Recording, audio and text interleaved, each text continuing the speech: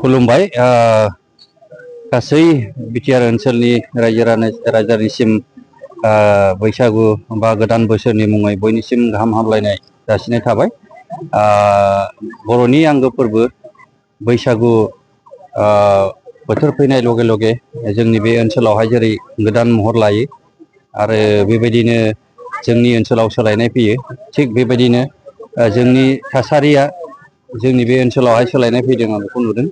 आरो बे गोदान बोसोरजोंनो जेनोखि जोंनि ओनसोलनि रायजो राजा संसार जानायनि सिमांफोरा गोदान मिजिंजों आवगायलांथों आरो मोजाङै जोंनि बे ओनसोलाव सान्थि भाबै जोंनि समाज बेबस्था आरो गासैबो जाहाथे सान्थि थाबाय थायो, आं बेखौनो बे गोदान बोसोराव आरोबाव सान्थिया जे थाबाय थायो बेखौनो आं आसा आरो मिजिं थिदों। सिगां समफोराव जों नुबोदों माने बे मोनसे हारिनि माखासे धोरोमनि माबायदि फालिजानो लुबैयो बेखिनिखौ जों नुदों, जों बेक्तिगत माबा हिसाबै जों एक्सपिरियेन्स नुदों। दा फ्रायानो जेनोखि बेखौहाय बरायनाय हाबाफारि बयबो बेखौहाय एसेब्लाबो पजिटिभ लाइनावहाय जोङो नुबोबाय थादों। खारन जों मिथिगौ जे मोनसे हारिया मोनसे जेनोखि फेस्टिभेल बेजोंबो सिनायथि फैयो।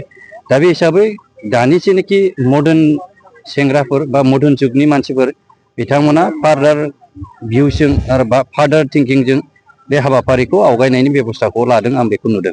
माखासे बेलायाव जोङो गाननाय जोमनायजोंल' माखासे बैसागु फोरबो फालिनाय नाथाय गैजायैफ्रा माखासे बैसागु फालिनायाव बेसेबां नार्भास जानानै थायो बेखौ बेखिनि बेलायावहाय बे गासैबो समाजावहाय बिदिया जायो। नाथाय खोथाया जाहैबाय गोनांफ्रा गोनां रोखोमनि मोजां साजायगोन, गेजेर सिरिनि मानसिफ्रा हानायखिनिखौ साजायगोन, गाहाय थाखोनि मानसिफ्रा बे गाहाय थाखोनि जेरैबायदि हायो बिदिनो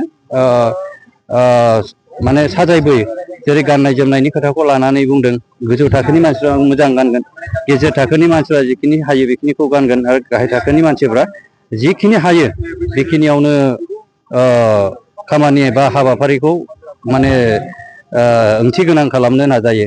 थ' जेखि जाया मानो जों बेखौहाय जेबो साननो नाङा, समाजनि बेयो मोनसे बेबस्था, जों बेनिफ्राय एंगारलांनो हाया।